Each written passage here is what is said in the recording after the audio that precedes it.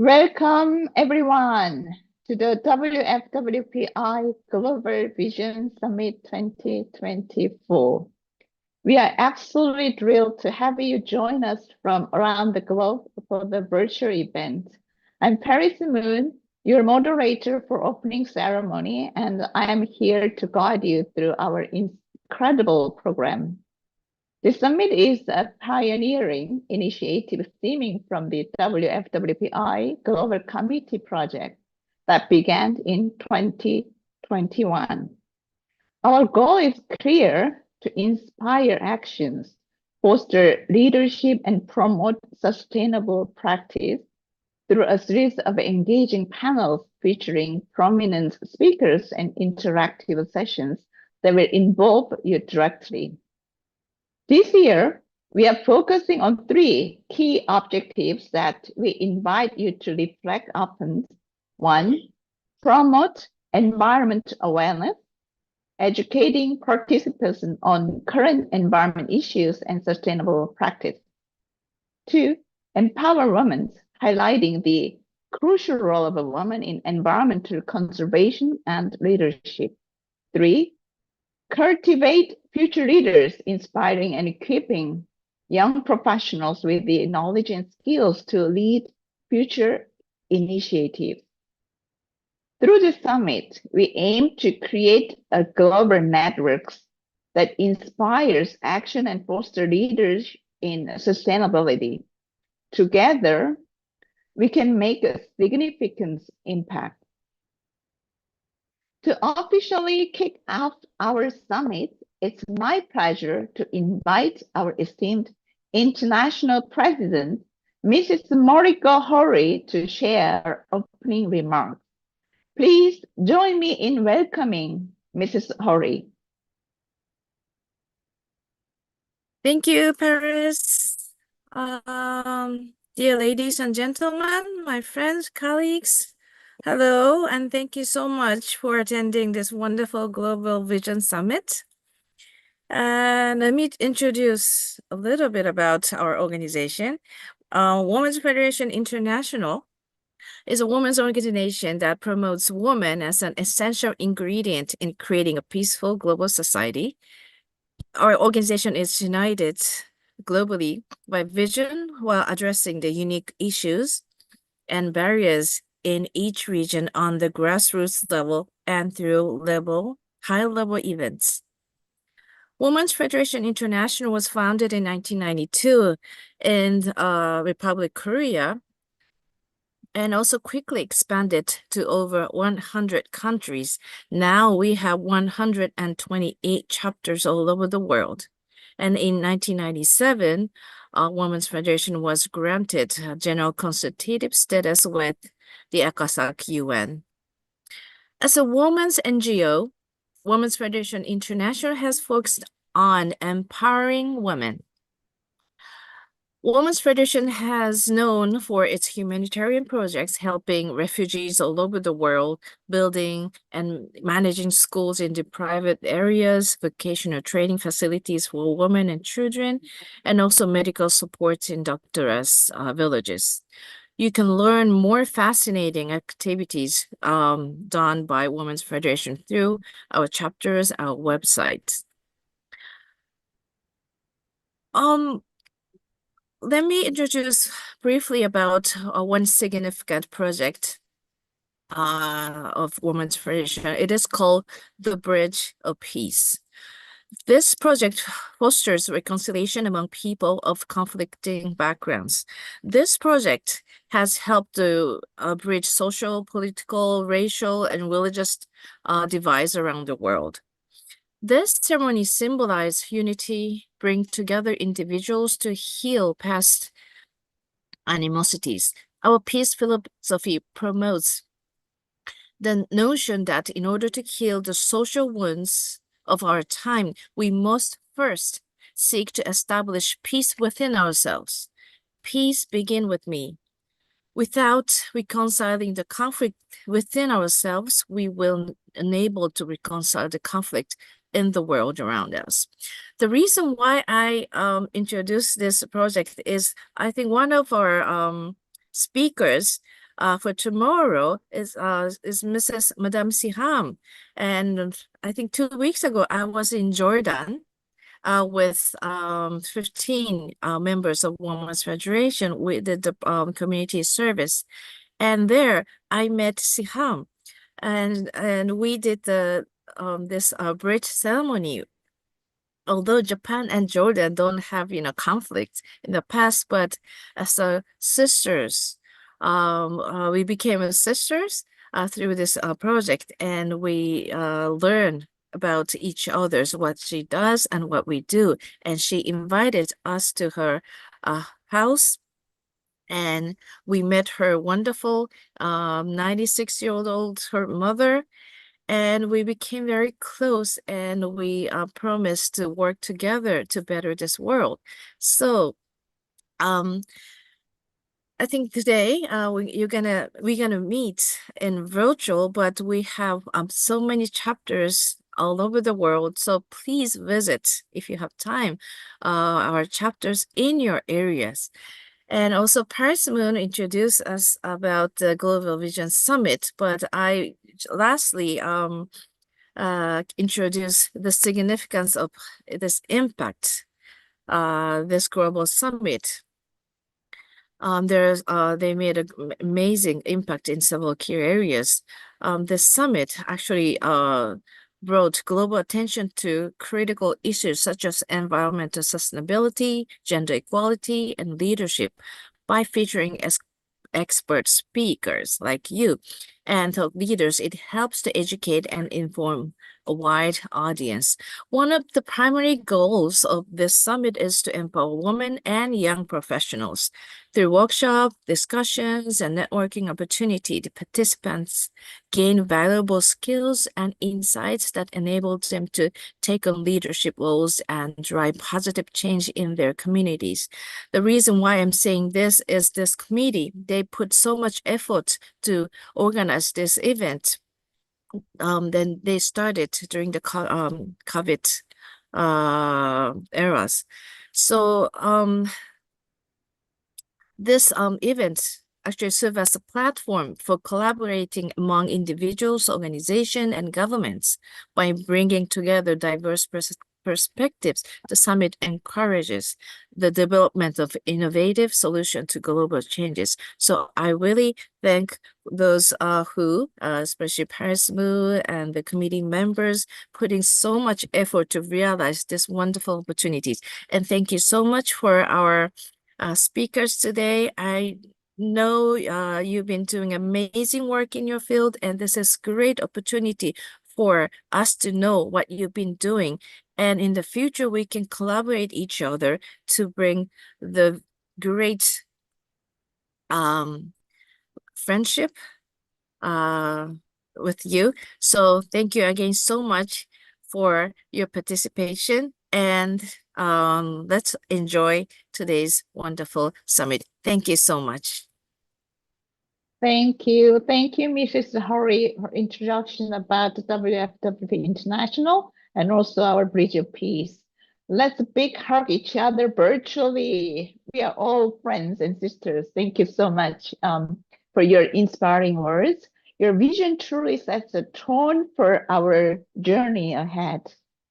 Now let's dive into what we have in store for you. Today, we have two thought-provoking sessions lined up for you. Innovative solution for climate changes and the role of young professionals in shaping our future. Tomorrow on September 28th, we will explore empowering women for sustainable future and conclude with our closing ceremony by signing the summit agreements for the action.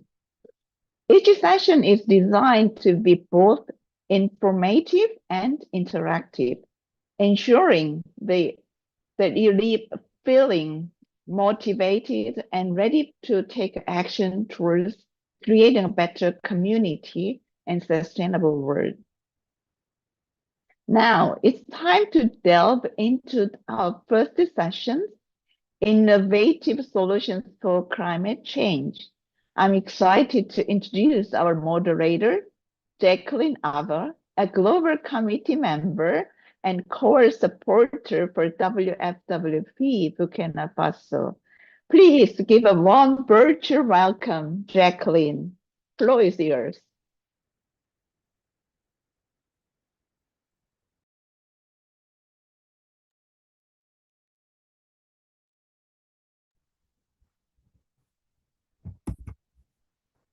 Thank you, Dr. Moon. It is a privilege to join you today as we engage in this crucial dialogue on innovative solutions to combat climate change. We have an outstanding lineup of speakers who will share their insights and expertise. Without further ado, let us commence. I'm delighted to introduce our first speaker, Ms. Vicky Ann Acevero from Trinidad and Tobago. Ms. Acevero is a distinguished international lawyer, advocate, and social entrepreneur, renowned for her expertise in sustainable development. A former partner at Holland and Knight, she has successfully represented multinational energy firms, international organizations, and developing nations in negotiations with international financial institutions and private investors. Her early career included pivotal roles at the US Commerce Department and the OECD in Paris, focusing on digital privacy issues. Ms. Acevero is highly skilled in orchestrating collaboration among diverse stakeholders to develop and implement innovative policy solutions. Her work has been instrumental in creating effective communities of practice. In 2012, she formed the Green Market Santa Cruz, an initiative recognized by UNEP in 2016 for its excellence in integrating sustainable development. This project highlights her ongoing commitment to advancing food and nutritional security. She previously served as the inaugural senior fellow for the Caribbean Initiative at the Atlantic Council and is a fellow at Berkeley College, Yale University. She earned her JD from Harvard Law School and an LLM in Sustainable Development Diplomacy from the Fletcher School of Law and Diplomacy at Tufts University. Please join me in welcoming Ms. Acevero. Thank you so much, Jacqueline. That was when you get old enough, you have a lot of things on your resume. So anyway, I'm saying good morning because the sun hasn't come up here yet in this part of the world, or good evening and good afternoon. I'm so happy to be here with an organization of women dedicated to world peace. And I'm just so delighted that I can be a small part of this great effort.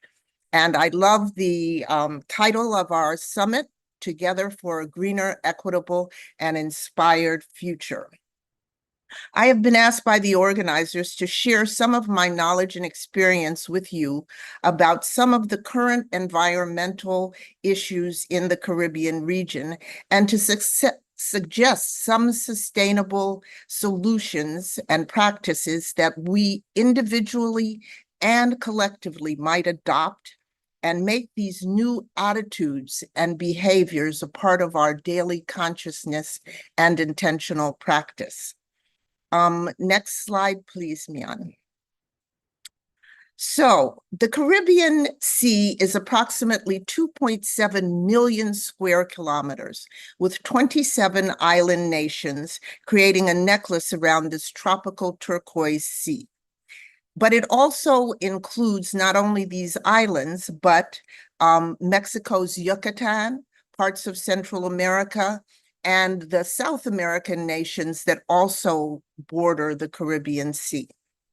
It has a very young population, and the Caribbean faces the epitome of what people are now calling a polycrisis. What is a polycrisis? This is where several overarching transnational issues converge, and they create a cascade of undesirable effects. So what do we have? We have climate change, of course, but in addition to that, you have debt crises in the global South. We have the advent of artificial intelligence with no rules and regulations about how it is unfurled. And we have trade-changing wars that are going on. All of these things are happening simultaneously, and that's what we call a polycrisis.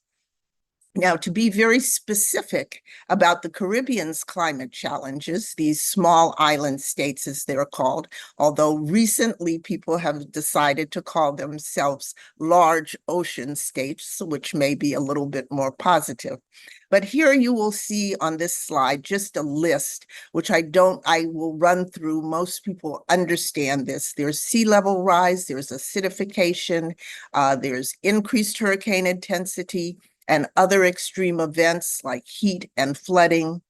The sea level rise and the acidification cause degradation of the marine ecosystems, including coral bleaching. You have coastal erosion. This leads to loss of habitat and all of these other things that affect human health, like pests and droughts and effects on agricultural production. We have major changes in precipitation, which greatly affects fresh water and is creating freshwater scarcity. And of course, there's damage to infrastructure and the high cost of adaptation and reconstruction. So that's enough problems for anybody to deal with. Next slide, please. Now, this was a little video that I showed. I just wanted you to hear the sound of the hurricane, but we can skip over that because I don't see the little video button there. So next slide, please. Here are some more pictures of what the devastation looks like when these climatic events occur. And you will remember, all of you in this audience, that these climatic events occur because of greenhouse gases largely in our atmosphere. And we have really accelerated climate change. I mean, if you look at a country like the United States, before the Industrial Revolution, we had about 5 times more forested land. And that is pretty much true around the world. So let's go on to the next slide because I want to make another point. So these are some of the organizations that are trying to address the problems. And I put so many organizations because one of the things that we really have to think about as we try to find the innovative solutions to climate change is how to more efficiently and effectively network these organizations so there is less duplication, that the data from these organizations and the good work that they're doing flows down to the people who are most effective. And this is one, I think, of our greatest challenges that we have. We have to move the data, the knowledge down to the local level. Next slide. Okay, now we'll talk a little bit about cost. And you can see that this is really horrid. The most recent hurricane, Hurricane Beryl, caused, and that's 2024, 3 months ago, not even $28 billion worth of damage. 2019, $3.4 billion. Across the Caribbean, Irma and Maria in 2017. And it goes on. Now, part of the problem with this amount of damage in these small island states is that they also have the highest debt to GDP ratios. So they're indebted. This means that when there is one of these events, that they don't have the liquidity to recover. And this is also because they're very tourism dependent. Now, if you look at the value of coastal and marine tourism, it's only $47 million a year. It contributes 15% to the regional GDP. That's hardly enough to cover the costs that we're talking about. So we do have this difficult problem, which is the lack of appropriate financing for these incredibly vulnerable regions. Now, I will say that the World Bank and the country of Barbados with the Bridgetown Initiative have been pushing for a change in the international financial architecture, which will allow countries that are hit by these kinds of disasters to have access to liquidity by suspending their debts immediately upon the hurricane or the typhoon or the drought or the flooding. And so there is no need to go through extended bureaucratic requests. And these are some of the positive things that have happened as people come to understand exactly how vulnerable the Caribbean is, as well as other small island developing states in the Pacific. Next slide, please. I'm getting to the part that I really want to talk about, and the first steps towards the innovative solutions, and I think the president, Ms. Mori, just spoke about this, has to do with changing ourselves. And so the first steps in any kind of innovative solution is to give priority to people, place, and planet. And this occurs first at the personal level with the rise of a new consciousness. Now, I put this here because this is a photograph of the synapses in the brain. And we still don't know enough of the neuroscience to truly figure out some of the incentives that may push us towards more compassionate and humane actions and to a greater understanding of our interconnectedness. I really like this picture. It's like little electrical signals. It looks like undersea creatures, but this is what it looks like inside of our brains. So next slide, please. So the Club of Rome, through another platform, which was called Earth for Justice, birthed this new organization. And I'm just so happy that it did, because they said, and it's called the innerdevelopmentgoals.org. I put the URL at the bottom. They have said that we will not reach the Sustainable Development Goals unless we perfect and try for inner development goals. And they have developed this very helpful little chart, which talks about the kind of skills that we need to get to the solutions that we want. So I am obviously going to leave these slides with the organizers, but they do talk about first being. And we do know that the indigenous people have a different sense of being. They're not being individuals, they're being in relationship with the rest of nature. And so we have to think about who we are, what is the integrity and authenticity of ourselves, and we have to be very open to learning. As I said, we don't yet know everything about even our own biology, so we have to have some humility as we try to innovate. Miss Osprey, you have 5 minutes.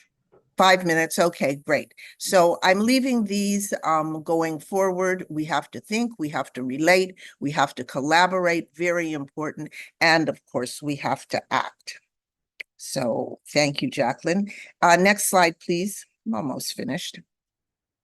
I'm recommending to everyone this particular book, What If We Get It Right, by Dr. Ayanna Johnson. She's gotten a lot of good publicity and praise for pushing, again, on how we develop the innovative solutions that we need. And this little Venn diagram says what brings you joy, what are you good at, and what work needs doing. So I'm going to move quickly to the next slide because we have here. Now, here is an example of the kind of collaboration at the policy level that we're talking about. Canary is a Trinidad and Tobago-based Caribbean organization. They worked with IDRI, which is out of France, and they came up with a sustainable plan for blue economy tourism in the Caribbean, which is very important. I also want to shout out Dominica, the nature island, because they have been so devastated that they said, and this is a quote from the Prime Minister, "We have a unique opportunity to be an example to the world of how an entire nation rebounds from disaster and how an entire nation can be climate resilient for the future." I recommend to all of you to take a look at Dominica's disaster reduction and vulnerability plan. It's a wonderful example of what has to happen for a country to become resilient. Next slide, please, Mian. Okay, so here are some of the solutions. They're not difficult ones. Everything has to be community-based. Things happen at a local level. We have to interact with each other. The second thing is for everyone to remember we have to push for renewable energy. It is the greenhouse gases and their detrimental links to our health that we have to try to diminish and ultimately eliminate. We also have to do this because agriculture is another area that is emitting, and we have to change the way we grow food.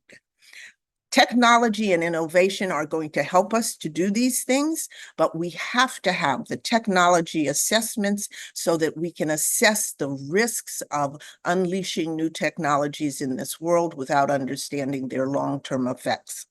Engage your government. This is something everyone can do. Democracy is actually an environmental issue. You have to talk to people who represent you about your interest and your vision for how things can change. We have to build local resilience. We educate experientially, and I hope I have an opportunity to talk about the green market, which I founded, which was an experiment in doing that. And also we have to repurpose. I just saw a wonderful example of old coal plants being repurposed for solar energy. This is a wonderful, absolutely wonderful idea. Next slide, please. And I've finished. Here are two examples. This on the left-hand side, I hope it's on the left-hand side of your screen, is an imagination of what New York City could look like if they greened New York City. And you see all these people here, they're growing food in the front of their buildings. The buildings are being cooled by the plants that are outside. There's public transport, amazing. And on the right-hand side, you have a before picture of a playground in Denver, and then another picture of what this playground now looks like after they greened it with renewable materials. So these are the things that we can do that are innovative. There are many possibilities, and I'm just so happy to be able to share those. Thank you so much for listening.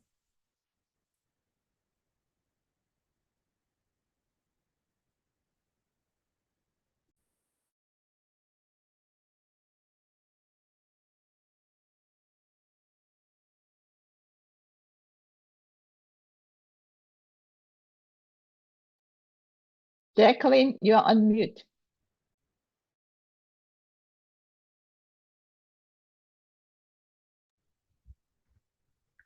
Thank you so much, Ms. Asvero, for such wonderful sharing. You have so much in there. There are so many challenges, but as you outlined, there are solutions and things that we can do. I absolutely believe that community-based, working from the ground up, will be the way to go. And there is sure a lot to discuss in your presentation. I hope we can meet during the breakout session and have some more discussions. Thank you for sharing your expertise. Our next speaker is Ms. Nadia Hanim Abdul Latif from Malaysia. Ms. Latif is a distinguished leader in sustainability and social impact, driven by a passion for purposeful collaboration and transformative change. With over 20 years of diverse experience spanning corporate, NGO, and humanitarian sectors, she excels in areas including sustainability, climate resilience, business and human rights, youth empowerment, child protection, and rare diseases. Currently, Ms. Latif serves as president of the Malaysian Rare Disorders Society and regional representative for the Phelan-McDermid Syndrome Foundation, covering Southern Asia, the Middle East, and South Korea. She is also a sustainability and corporate affairs consultant, board of trustee of the RHB Foundation, adjunct associate professor at Taylor's University, and co-founder of social enterprises, Opus International and Play Unlimited. Additionally, she anchors at Bernama TV and serves as an assistant child protector for Petaling District. Her impactful work includes developing Malaysia's first child pornography reporting portal, training national child helpliness, and contributing to legislation and action plans for rare disorders and disability rights. Her approach integrates bold action with compassion, emphasizing the importance of inclusive, committed, and engaged communities. Please extend a warm welcome to Ms. Latif. Thank you very much, everyone. It's great to be here. Before I start, let's have the video. All right. Annyeong, selamat pagi, Ohio, wherever you are and whatever you're doing. Thank you so much for joining us this morning, afternoon, and hopefully not night yet, wherever you're at, for a real insight on innovative solutions for climate change.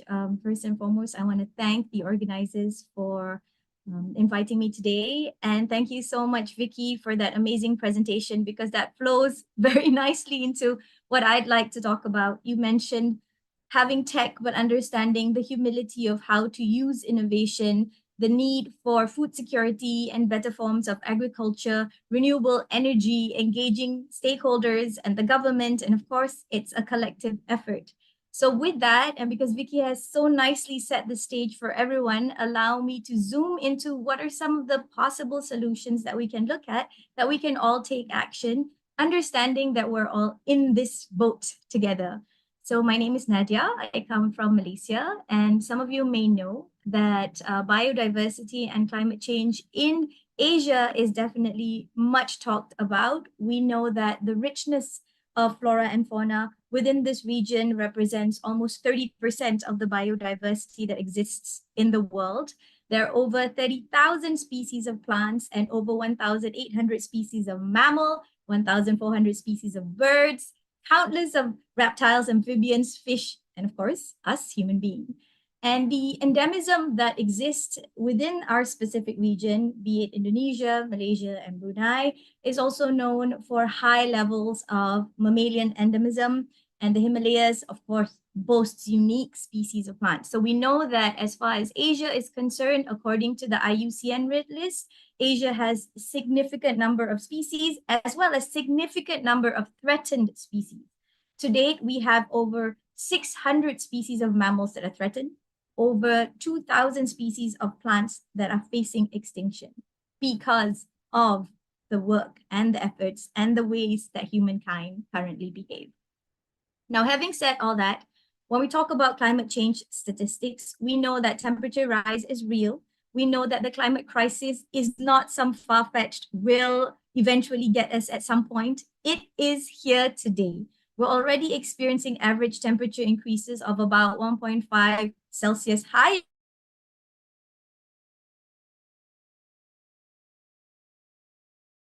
And we know that, especially in the Caribbean and some of the island nation states, some of these islands are actually in threat of not even being there in the next 50 years if we continue to behave in the same way we have today and up till this point. Asia is also susceptible to extreme weather patterns. We know of the 2019 severe flooding in India, Philippines that experience an average of 20 typhoons per year. And over the last 3 years, I've had the opportunity of working in Indonesia. And on average, Indonesia faces over 1,500 natural disasters per annum.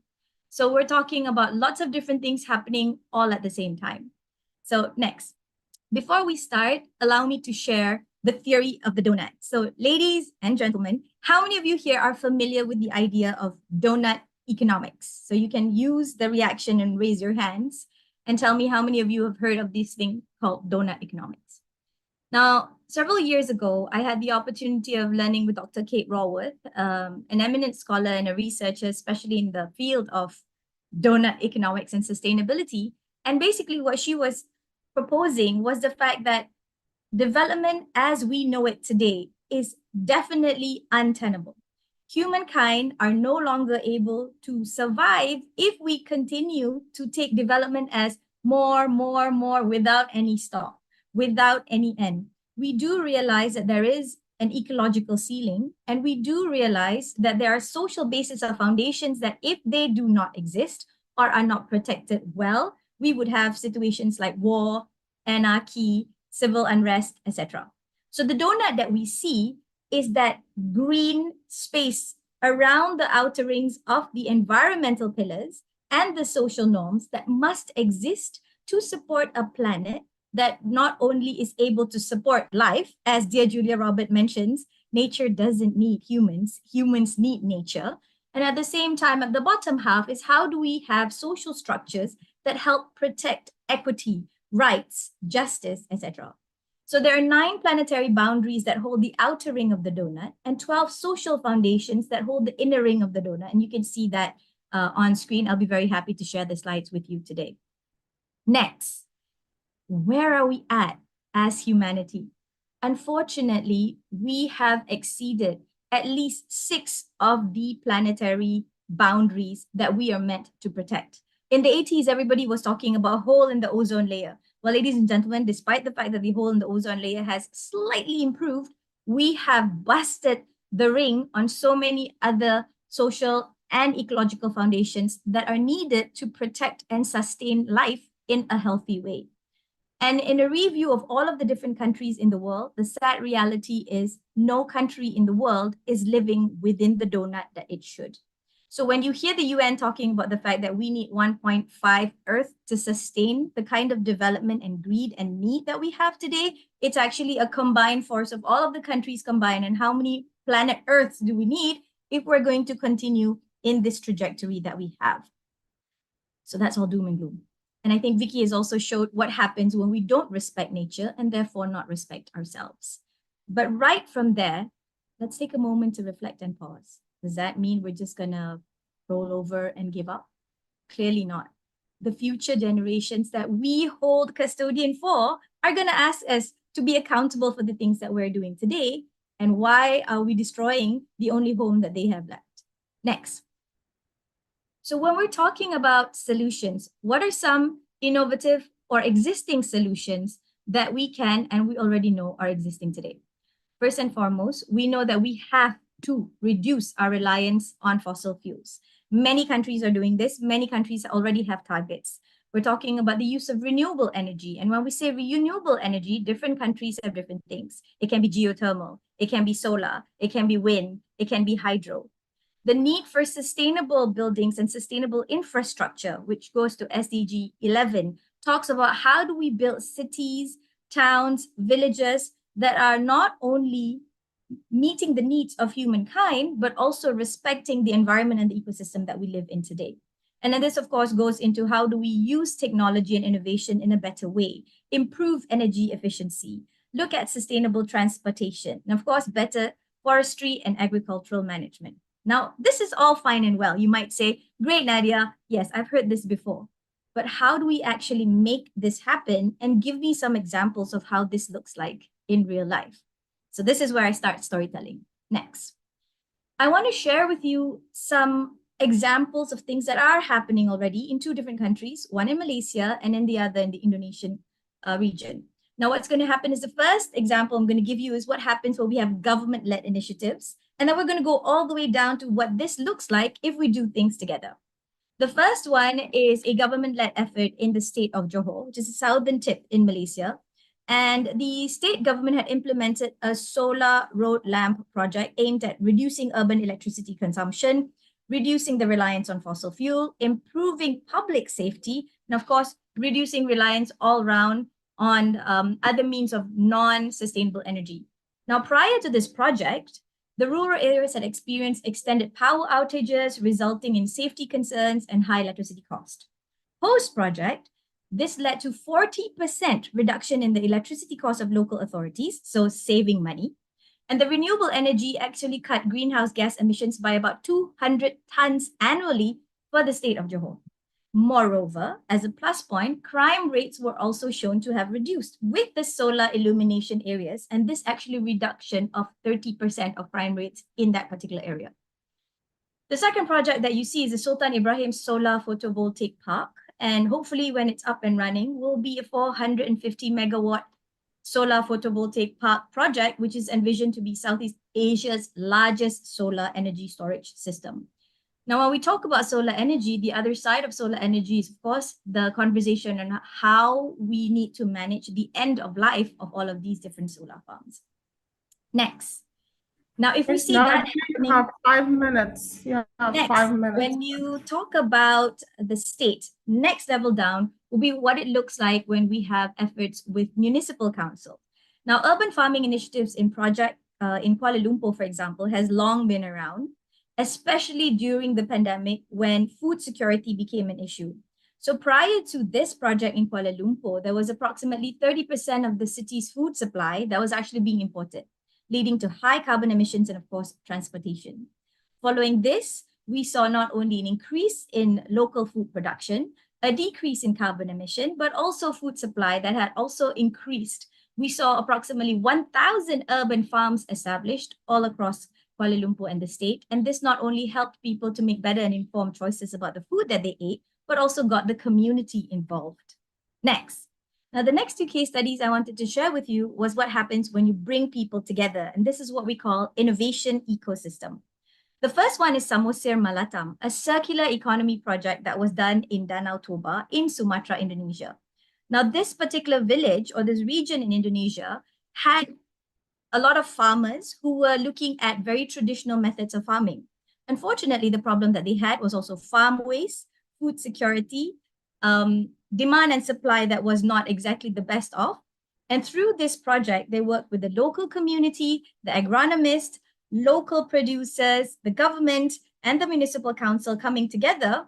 And they saw at the end of the day an increase in household income, a reduction in food and farm waste, an improvement in the education of the community in understanding how to sort waste and manage their own community efforts. And hopefully in the next few months, those three products that you see, the cassava, the pumpkin, and the pisang singaling-ali, are three products that are coming out from the mothers in the community that are then sold online to improve household income. Next, the final project that I wanted to share with you is one that's close to heart. It's called Transforming Trash Island into a Model Edutourism Village. And this happened in Sumatra, Pasaran Wawai, Bandar Lampung. This island is known as a trash island for a reason. 80% of the household trash of this island is thrown into the sea or on land. When I was there, this amount of trash was able to hold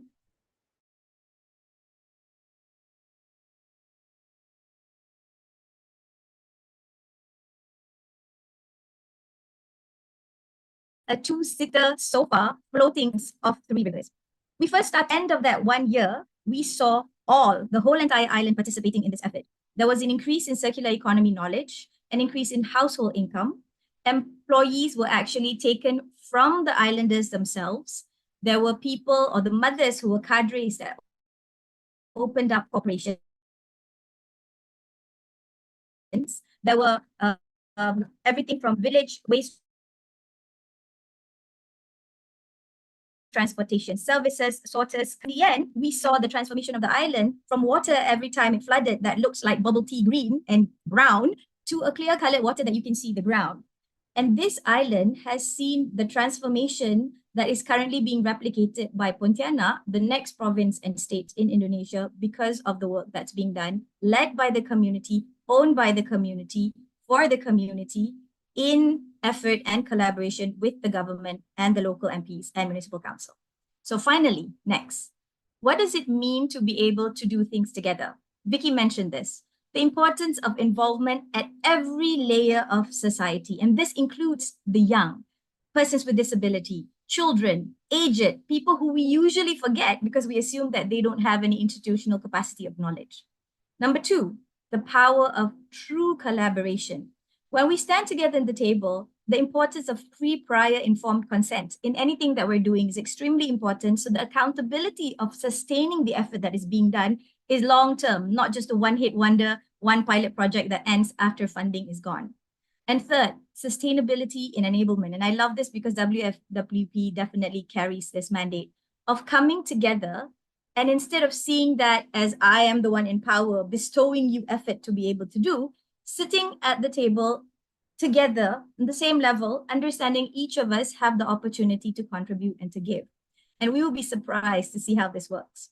Now, the picture of the old man with the lady kind of bending over in front of him is actually the picture of a deputy minister who is bowing in front of a local leader while a chicken traditional effort is being done to bless the ceremony that's happening. And at the end of the day, when we talk about the kind of efforts that we want to do, climate change, adaptation, and mitigation, although it sounds scary and sounds big, does not have to be expensive. It starts with a little tweaking of how we do things. It starts with really listening to the needs on the ground. And it talks about how we can be creative in coming together to solve for a problem larger than our own. So I'd like to invite all of you to join me. Let's have a conversation on how we can collaborate to make things real. Thank you. Thank you so much, Nadia. That was really a lot, and especially the donut story. It's, I think it's scary enough to get any conscientious person to wake up and begin doing something. And I think we have a lot to learn from the innovative things that you've done. There is a lot that could be replicated, and we could see some change, even more happening in different parts of the world. I think we are on the right track to really work together and make this happen for our planet. We can do it together. Thank you. So our next speaker is Dr. Montip Sriratana from Thailand. Dr. Sriratana is a former member of Parliament of Thailand with a distinguished career in public service and environmental advocacy. She has served as president of the Asia Pacific Regional Council of the International Council of Women and has advised both the Commission on Women, Elderly, and Children of the Office of the Parliament and the National Council of Women of Thailand. As Director General of the Department of Environmental Quality Promotion at Thailand's Ministry of Natural Resources and Environment, she championed significant environmental initiatives. Dr. Sriratana earned her PhD in urban engineering from the University of Tokyo and has been honored with prestigious decorations, including the first class of the Royal Order of Poland Star from King Carl XVI, Gustav of Sweden, and the Order of the Rising Sun gold race from neck ribbon from Japan. She was recognized with the 2009 Asian Environmental Compliance and Enforcement Network Award for Outstanding Service and Commitment by a Woman, and received the JICA Recognition Award for her international cooperation efforts. In 2015, she was awarded the Thailand Prime Minister Award for Women and Natural Conservation. Dr. Shriratana's career reflects a deep commitment to environmental sustainability and international collaboration. Please welcome Dr. Shriratana.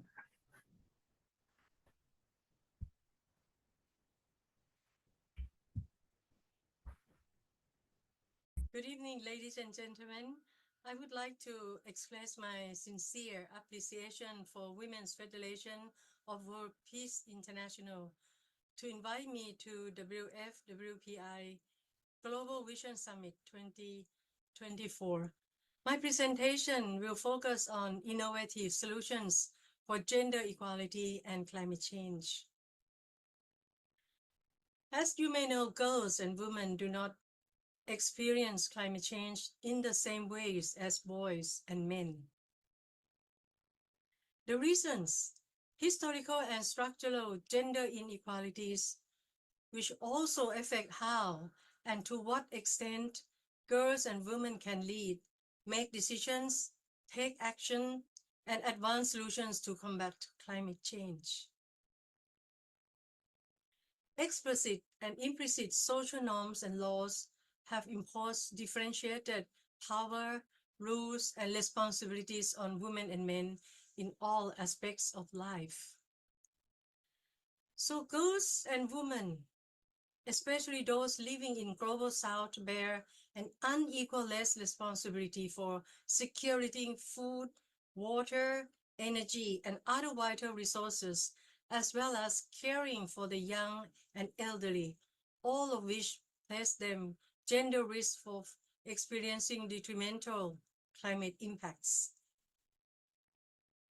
So they face physical and mental health complications, bear to burden of traveling farther to collect scarce food, water, and firewood, and are often to stay behind the disaster-prone areas to care for the vulnerability. So girls have been prevented from full and fair participation in the global climate action movement.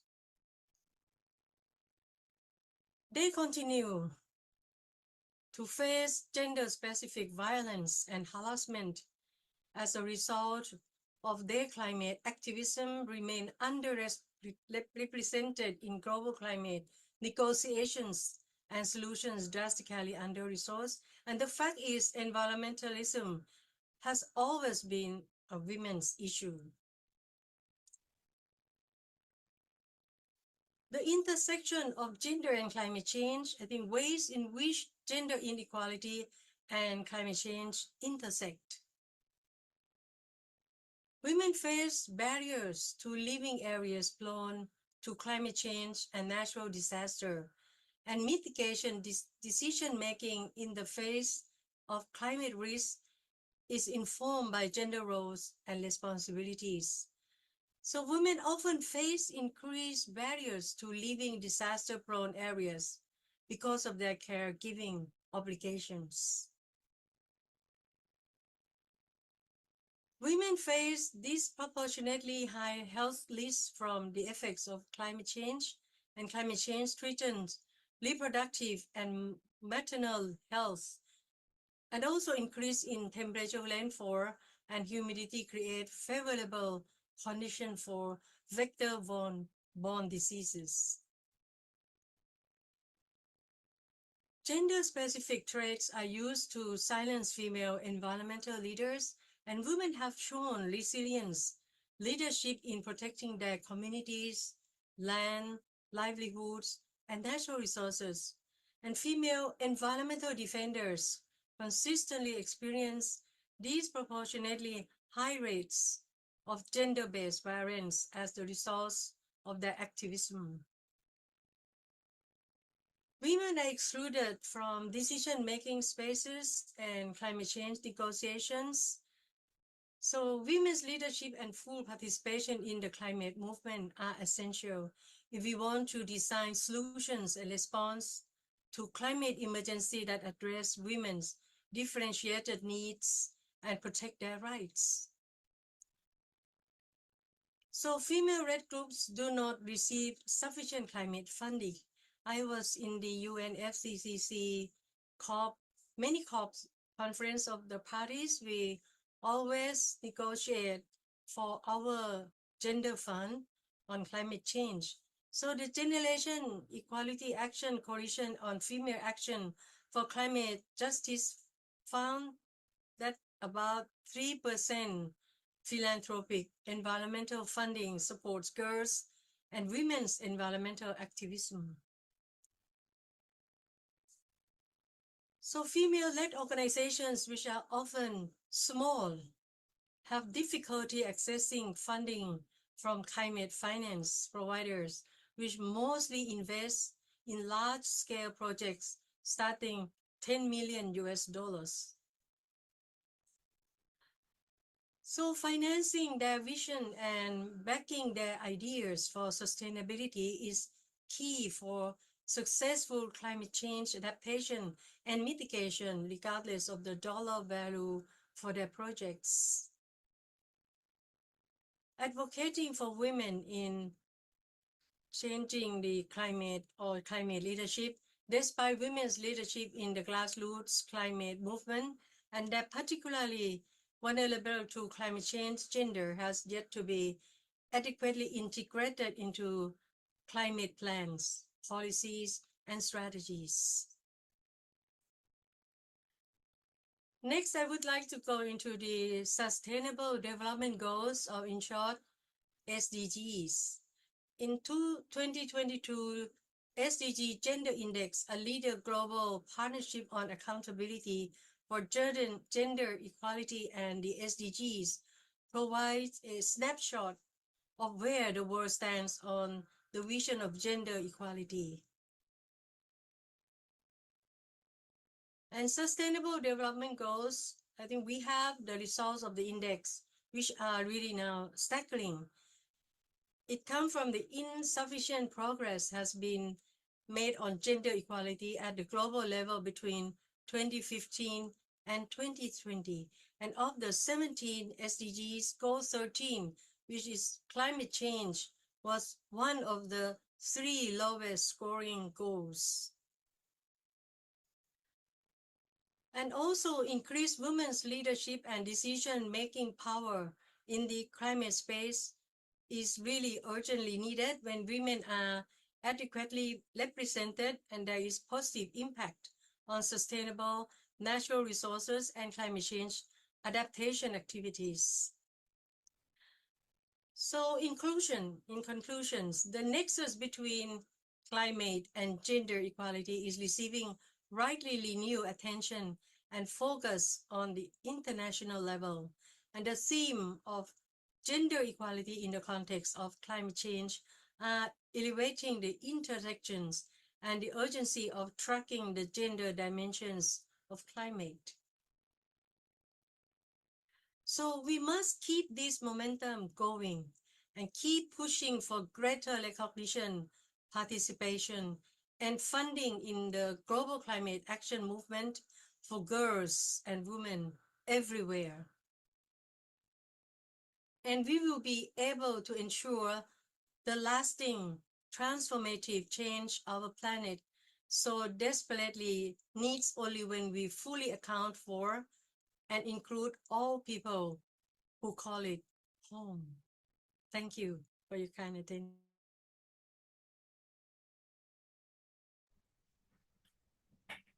Dr. Shreya Tana, thank you so much. That was so moving to understand how much women are affected by the climate change issues. And I think this is the very reason women must rise up and take action to bring changes, advocacy, and to go at every level so we can see a change. And this change for sure can come about if women come together and work together. Thank you for enlightening us. And personally, I've learned a lot. There are things that I did not know, but today I've learned from your presentation. Thank you.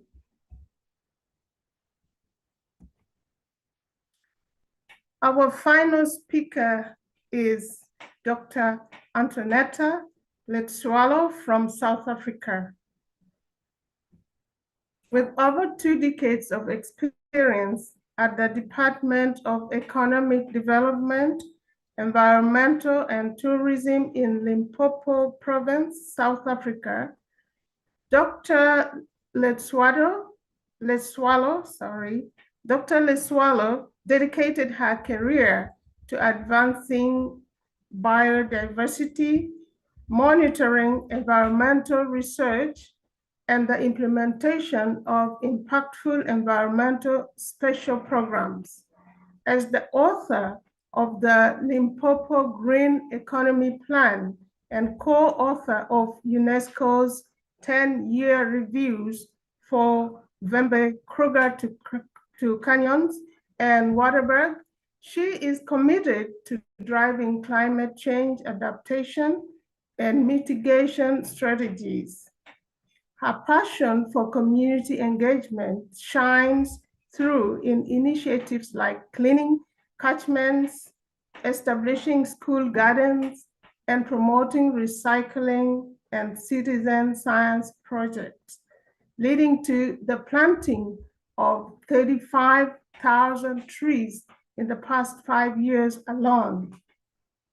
Dr. Letswalo holds an MSc in biology and chemistry, a PhD in molecular biology, and an MPhil in environmental law and management. Additionally, she is a certified health coach. Outside of her professional pursuits, she enjoys gardening, dancing, crocheting, and diving into a good book. Above all, her proudest achievement is fostering a deep friendship with her 22-year-old daughter. Please join me in welcoming Dr. Letswalo.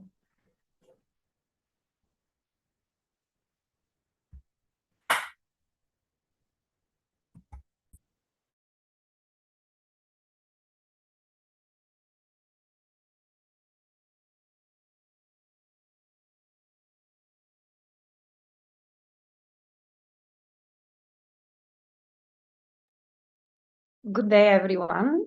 It is a privilege for me to be here, and I'm really inspired by the previous presenters. What I would like to do today is to dive a little bit deeper in the science behind the current situation of the planet, and to provoke a little bit of discussion, a little bit of thinking on where we are and what are we going to do to be at a different place, and hopefully soon. So I hope my screen can be seen. I called my presentation "There is Hope" because I strongly believe that, and I believe that our collective and individual actions can change our dire situation on the planet. And I would like to answer 2 questions with my presentation. The first one is, where are we? I would like to introduce the topic of the Anthropocene, planetary boundaries was touched upon, and also what can we do? Is there a hierarchy in our actions to keep the Earth livable for humanity? I would like to make the point that we are on a finite planet. very often we address different problems separately. We talk about biodiversity, we talk about oceans, we talk about climate change, but actually our planet is one organism, and it is very important that we perceive that there are boundaries of the planet. And Nadia spoke about that. The boundaries are very well established now. They're categorized by the system scientists. And one of my purposes with this presentation is to focus the attention on those. And we know that the boundaries are 9, and these are climate change, aerosol loading, stratospheric ozone depletion, ocean acidification, freshwater change, land use change, biosphere integrity, biogeochemical flows, and novel entities. And since the establishment of the science behind planetary boundaries, which was in 2009, we have made significant progress in crossing the boundaries. And it is actually quite concerning because we have quantified what we need as a safe place for humanity. And we are getting out of this place. We are crossing those boundaries and we are getting into very dangerous places. So in 2009, only 3 of the boundaries were crossed, while now in 2023, we have managed to cross the biosphere integrity boundary, which means of all these wonderful biodiversity hotspots and indigenous endemic species that Nadia was describing, we are causing the extinction of many of those. We are challenging the genetic integrity of populations. We have crossed the climate change boundary. There is more carbon dioxide in the atmosphere than is safe to keep the climate at this comfortable zone where we used to have it. We have changed land systems to an extent that might not support our life. We have changed dramatically the amount of fresh water available, both for human consumption and for all the ecosystems. We have loaded our soils and our water with phosphorus and nitrogen because of our agricultural production. We have emitted in the atmosphere new entities. We have emitted in the water. We have released in the water new entities, plastics, aerosols, and so on. And that affects us and it affects the life on Earth. So moving on, what does that mean actually that we have created biodiversity degradation? It means that we are exhausting our resources faster than they can get replenished. The Earth Overshoot Day is an initiative by which we measure when during the year we finish our resources for the year. And this year we successfully managed to do that on the 1st of August. About 20 years ago, when I started to do these presentations, we were finishing our resources at the end of September. So in only 2 decades, we dramatically managed to decrease what is available to us. And this works like a bank account. If I get my salary on the 1st of the month and by the 15th, I don't have any money anymore, eventually the bank is going to stop giving me loans and they will blacklist me and that will be it. However, we don't have another planet. And if Nadia said we need 1.5 Earths, we actually need 1.75 Earths to meet our consumption. And we absolutely have to change that, because if we don't, the climate system is reaching what the scientists in the climate space call tipping points. These are changes in certain climate regulating systems, which once we get over them, we are never going to be able to come back. And because they're interconnected, they're going to bring irreversible changes in the whole behavior of the climate system. And this is very serious because we are not even sure whether we have not reached some of those tipping points. And the science is very, very clear. I'm not going to go into any details on that. We can discuss it afterwards or at a different platform, but the situation is really, really, really very serious. And we are seeing the devastating effects. Only this month in Europe, there were terrible floods. We have extreme changes in temperature and so on. So we live in the Anthropocene. And the Anthropocene is a debated term by the geologists because they don't agree that human beings can be the ones that cause the most dramatic changes on the planet. But this is where we are.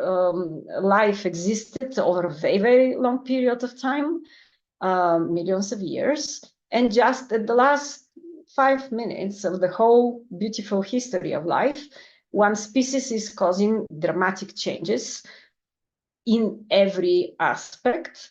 And we are now the species which determines how the ship, which we call Earth, is behaving. And we are sure that it is us because we have, in the last 70 years, since the 50s of the previous century, changed exponentially everything we do. Our population is growing not linearly anymore, it is growing exponentially.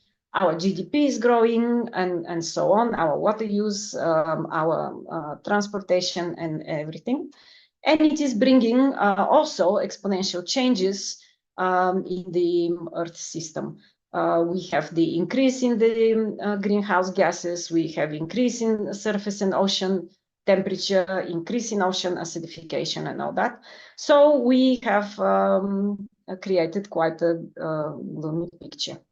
How are we going to get out of this? I would like to compare our situation with that of the human body. When we go to the doctor and the doctor says, okay, you have stage 2 cancer, usually we ask, okay, what can I do? And we act with urgency. Scientists have known that there are very significant changes happening to the planet's system. And we are trying to make the public aware. And what happens politically very often is equal to the behavior of a patient who would say, okay, I'm at stage 2, let me wait till stage 4, and then I'll start taking measures. We keep on changing the goalposts, and I don't think that this is good for us because soon there'll be no time to actually act. We are now in the decisive time to take action. And you have 5 minutes. You have 5 minutes. Yes, I'm there. My reason for saying there is hope is because we are able of creating understanding. We are able of caring as a species, and we are capable of taking action. So I think the major problem with our understanding is that we keep on focusing on market tools to ensure our well-being. And unless we are absolutely certain that increasing GDP doesn't equate happiness, we are going to continue to enhance the problem because we would be using the same tools as those that created it. Because the situation is really, really grave, our understanding of the disaster with the Earth system should provoke caring. We have to be very careful how we communicate the science, because that might make some people too scared to act. That might make the young people despondent, and we should really be very, very careful with that. So I think the caring decision is very important. And finally, we saw many examples of action. To change things, we need to act, and we heard that all the initiatives in every area are starting to happen now. I promised to speak about the hierarchy of interactions. It matters at what level we are acting. We had the Millennium Development Goals, which were the first attempt of humanity to address global problems. And there, sustainability was just one of the 8 goals, but we reached very big success in promoting women's health and reducing child mortality and so on. And now, as it was mentioned previously, we have the Sustainable Development Goals, which are many. They are for every aspect of our interaction with the planet and ourselves. And they are binding to all countries, not just to the so-called developing countries.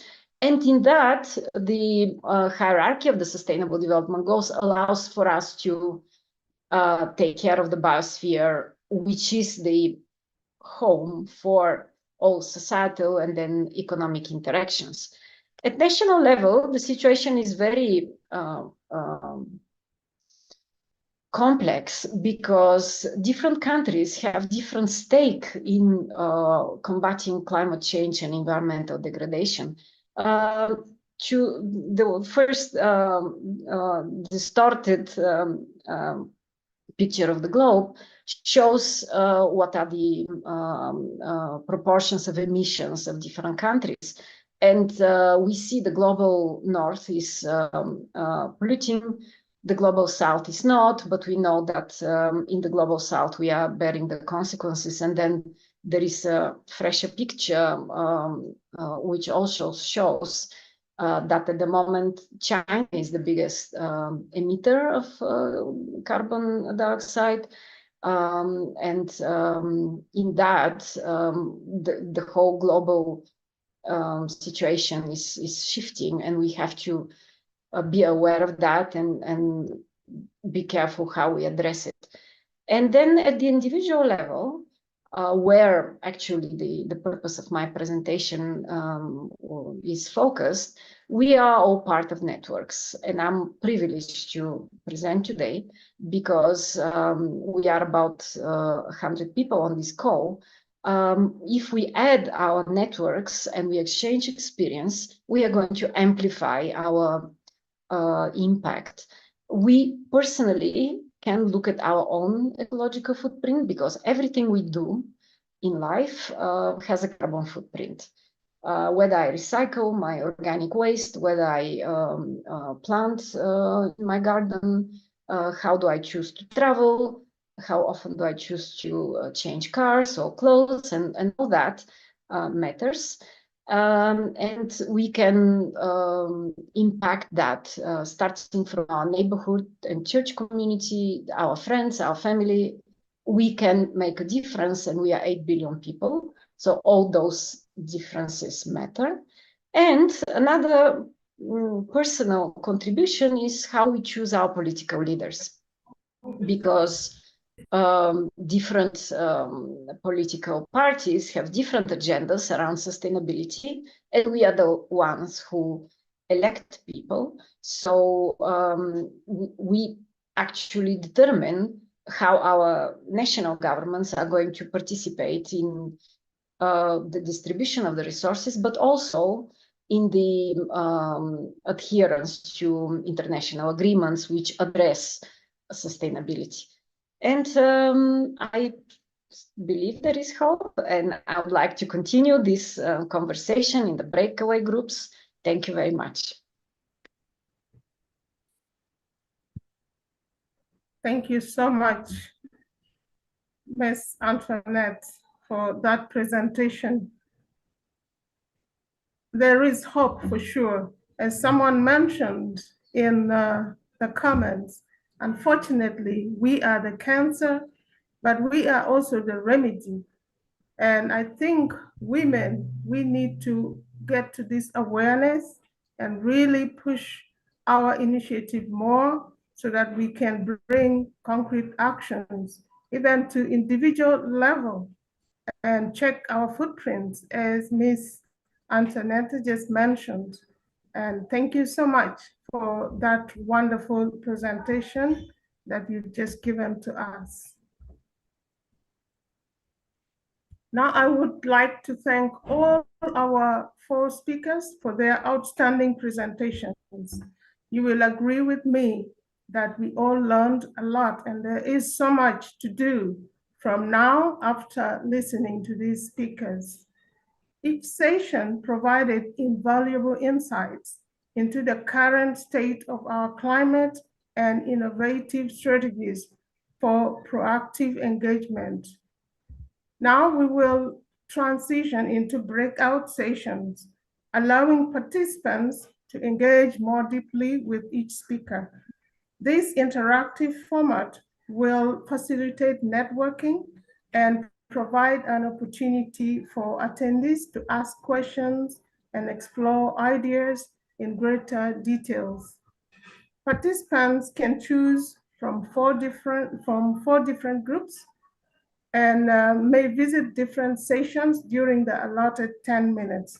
We encourage you to take this time to forge connections that could lead to collaborative partnership and shared projects aligned with our common vision for climate action. Now, here are the guidelines for self-selecting a breakout session. First, you click on the breakout rooms in your meeting controls to view the list of available sessions. And then you hover over the number beside the desired breakout room and click join, and then confirm your selection. You may repeat this process to explore additional rooms. If you want to move from one room to the other, you repeat the action. You hover over the number beside the desired breakout room, and then you click join. But if you want to leave the room, then you click leave room to return to the main session. Please note that participants not joining via desktop or mobile app will be unable to self-select breakout rooms. In that case, if you remain in the main room, then you will be assigned to any of the breakout sessions. I hope everybody will be able to join the breakout sessions. The breakout rooms are now open. Enjoy this valuable opportunity for networking. Though the time is brief, I trust we will be fruitful.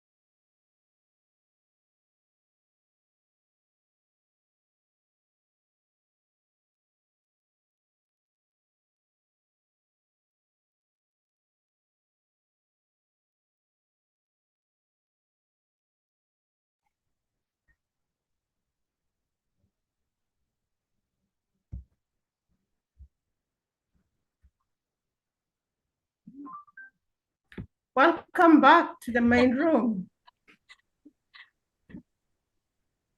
I hope you found the networking session enriching and engaging.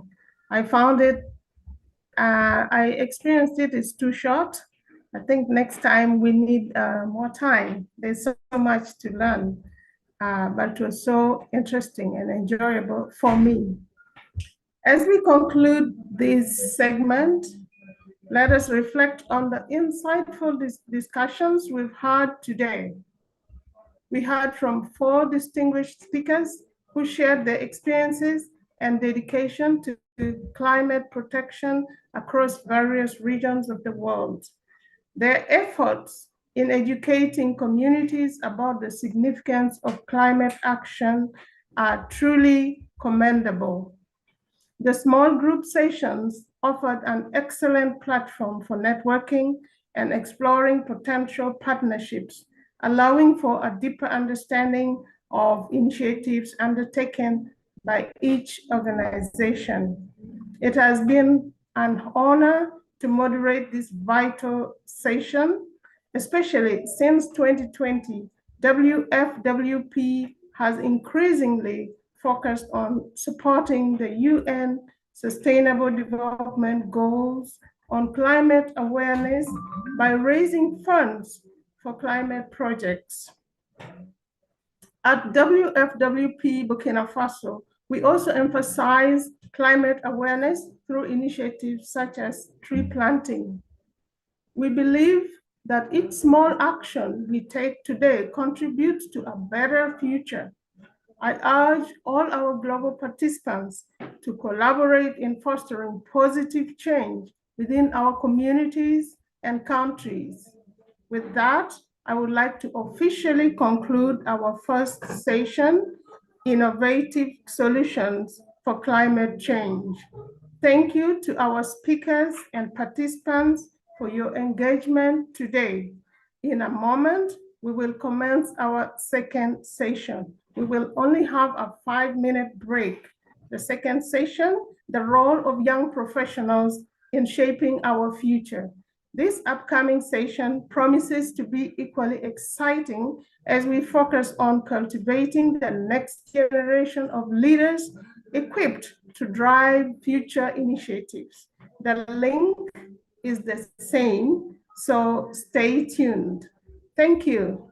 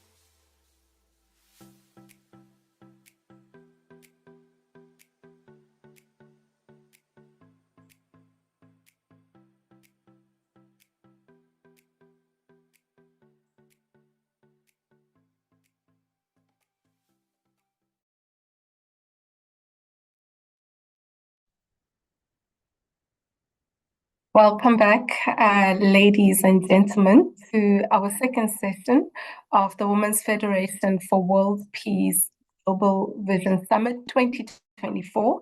My name is Kifilweli Bebe, and I have the privilege of leading the Women's Federation for World Peace Young Professionals team.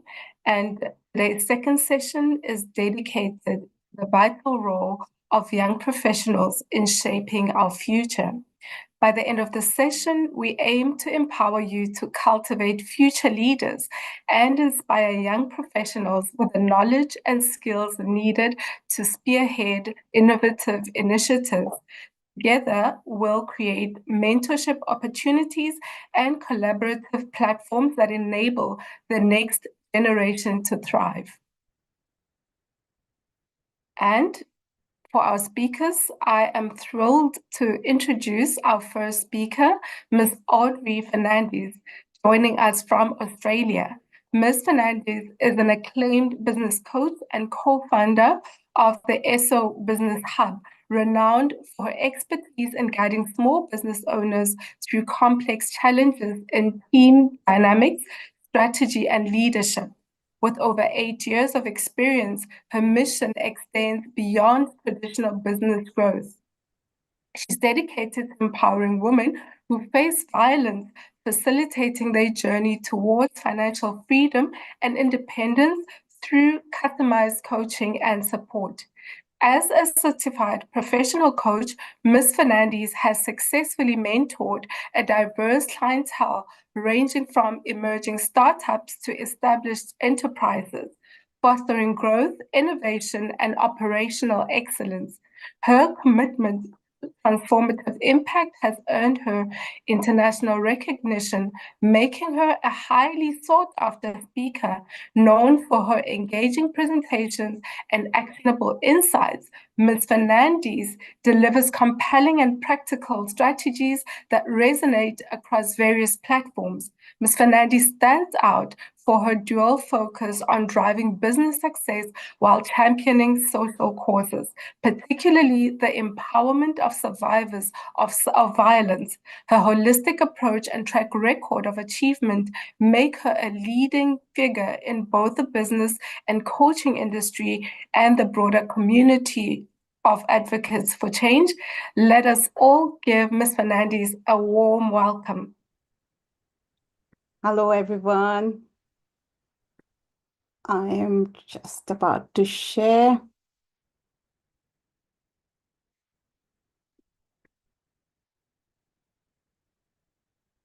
Hello and welcome to my presentation today. First and foremost, I am super grateful. Hang on a second, sorry. Yes. I am super grateful for this privilege to be here with all of you amazing humans to share something that is extremely, extremely dear to me. Now, hang on a second. I can't find my presentation. Sorry. I just need to stop sharing. I clicked on something. Okay.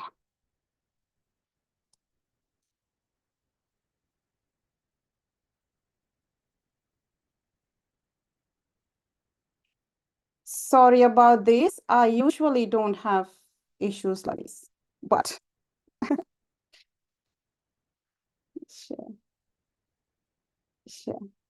Okay. Yeah, today my topic is the critical role of young professional in shaping the future of the societies. I hope you can all see me, see my presentation. Yes, we can. Thank you. I want to start this. I want to share my gratitude to the organizing team and for inviting me here, as well as the amazing speakers in the previous section for sharing such important and insightful message. I was really blown away, and I was pretty dumbstruck at what is happening and how we can really make a difference. And today I want to start with sharing a really close moment about my journey through how I recognized that I had to take responsibility. This was a defining moment of my life that really shaped me from starting onto this journey of making a difference. My mom was diagnosed with cancer when I was in my early 20s, and she went through really, really rigorous treatment of cancer through stem cell transplant. And there was a moment when I was spending almost 40 days with her in the hospital, and we were completely isolated. And it was Easter time, and I was sitting by the window and staring outside, just looking at all these beautiful buildings and people going through small little images I could see. And a thought just came into my mind, thinking, are these people grateful for being where they are, for the people in their lives, for this beautiful world that we get to experience, for this beautiful society we live in? Are these people taking the responsibility to make a difference? Because right there, I was realizing how amazing it would have been for me to be outside, but I was experiencing this transformative moment where I'm like, from here on, I will do something more. I recognize my purpose there, that I want to be more, I want to do more, and I will go outside and make a difference in the world. So in a very snapshot, my journey to making that difference and recognizing my role from the very young age was going through, I was in the corporate, I was going through the life, but mom's illness, and then mom passed away. Pretty much after that, I experienced domestic abuse. I was feeling extremely lost, and I was holding on to my corporate career when I went through an experience of bullying at work, which led me to seek for something deeper, a, a more professional and personal growth, so to say, and really aligned to that purpose that I was looking for and I was seeking.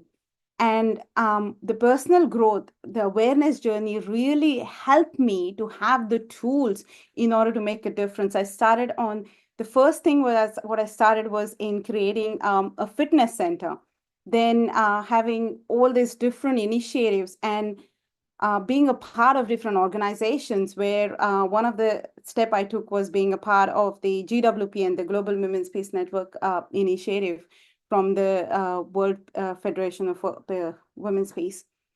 And since then, it's been pivotal. It's this initiative and my journey has helped me to really recognize how important it is, how much difference we can make in this world. I'm also have been a part for the last 3 years on this program, which is leading into the future program with the Global Women's Peace Network. And collectively, we have come together to help 71 mentees, young leaders, young women who have been wanting to make a difference, wanting to learn more, mentoring them and achieving great results for them. So I want to now today really deep dive into why young professionals are crucial to the future and how we can support their growth. Because it's so important for us young, as we develop, as we are getting into that stage of we can make a difference, to take that responsibility. Young people are the architects of the future. Their actions today shape the world of tomorrow. I love this quote. And if young people are empowered from the very beginning to start taking responsibility for climate change, for taking responsibility for empowering the young kids for so many different things, how will we evolve? How will this planet evolve together, right? And throughout my journey, there has been so many amazing people who have continued to inspire me. And one of the women that really particularly stands out, I'm sure you all are familiar with her, is Malala.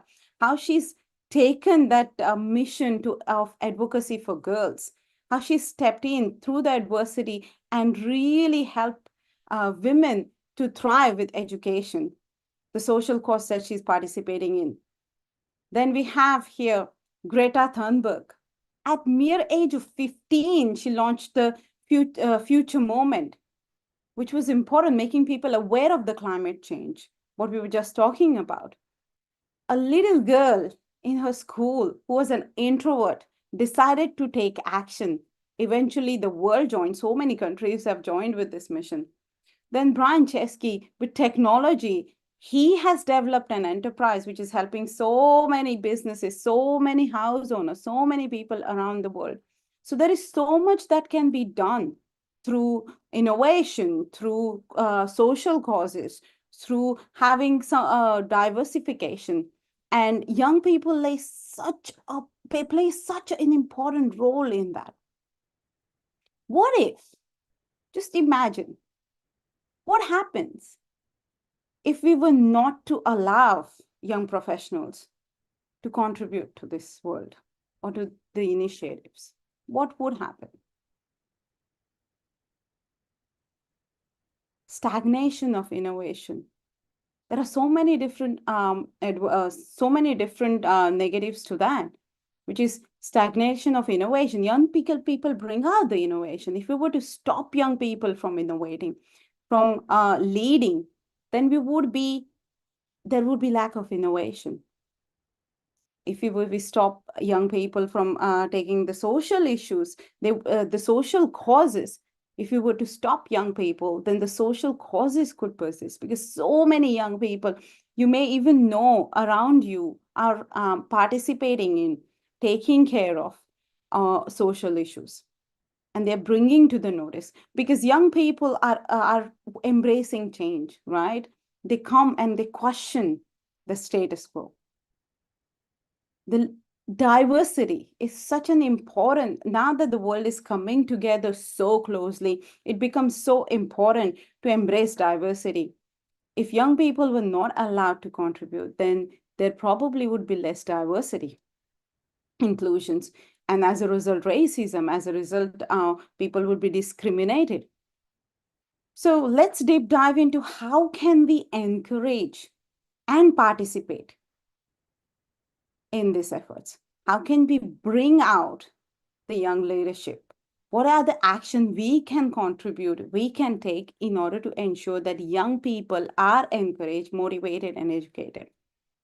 So I wanted to talk about 3 ways we can do it. One of it is innovation and technological advancements. So young professionals drive technological breakthroughs by embracing new ideas. Now, how can we encourage them to embrace technology? How can we help young people in playing this critical role? And from the technological perspective, one of them is education. Education plays such a big role, right? Ms. Fernandez, you have 5 minutes left. Yeah. Then creating innovative hubs and adoptive new technology. If we can educate them, if we can create space for them to explore their innovation and embrace the creativity that they have got, new technologies that you can. Promoting diversity and inclusion. Young professionals lead the efforts to create inclusive spaces, right? So how can we encourage and participate in it? By supporting inclusive policies. If we were able to support their new initiatives and policies where it promotes inclusion, that would be amazing. By mentoring the young people to take that responsibility. And also celebrating diversity, which is beautiful, right? If we were to, all of us to come together and celebrate the diversity, I think more and more people would be encouraged to embrace diversity, and more workplaces become cohesive workplaces for everyone to cohabit and thrive. Driving social change. Young professionals are also vocal advocates for social justice, environmental sustainability, and inclusivity. If we were to encourage young people, chances are we would take care of so many social issues. Like Greta, right? We could take care of climate. We could take care of sustainable living, clothes, and so many different things. So how can we encourage them? By amplifying their voices. When they're creating something, creating a mission, amplify it by joining their moments, and also by donating for their causes. So that's the 3 ways we can actually help them with social causes. So I want to conclude today by saying that they are the young people are the driving forces in innovation, social progress, and sustainability. And if we were all collectively to make an effort in order to provide them opportunities, in order to provide them education and support them, then we will be even better, and we will be evolving in a better space for everyone. And I want to conclude this by the world needs your voice, each and every one of you. The world needs your voice, the world needs your vision, and the world needs your action. So it starts from each one of us right here, sitting here, to make a difference in every little, small, and big way, to make a difference, to make this world a better place to be. Thank you so much.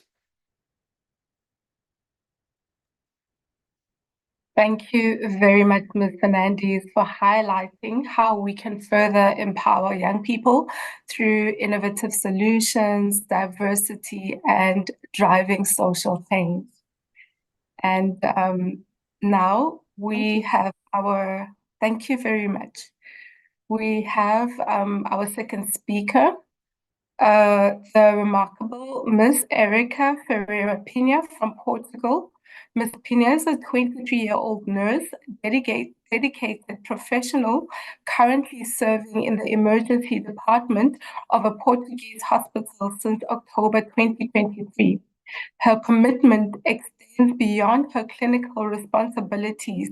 She actively engages in various volunteering projects, including food bank collections, environmental cleanups, and refugee integration into Portuguese society. In 2022, Ms. Pina was invited by Women's Federation for World Peace Portugal to speak at the national webinar on the contribution and role of young people in the family and society, addressing the challenges faced by youth. She further contributed in March of this year at the Young Lusophone webinar, focusing on integrity and contribution of young people in family and society, where she shared insights on empowering youth. She also participated in the Women's Federation for World Peace Europe and Middle East Board of Directors meeting in Rome, February this year, where strategies were explored for advancing Women Federation's mission in 2024. Additionally, she supported as the moderator for a European-level moral education program hosted by Women's Federation Russia and Eurasia. She supported as the MC at the European-level moral education program hosted. Her involvement includes leading the leadership of the Heart Project, which empowers young professional women in their daily lives. Ms. Pina's diverse roles underscore her passion for community service and youth empowerment. Let us all extend a hearty welcome to Ms. Pina. Thank you so much for the kind introduction. I'll be sharing my screen now.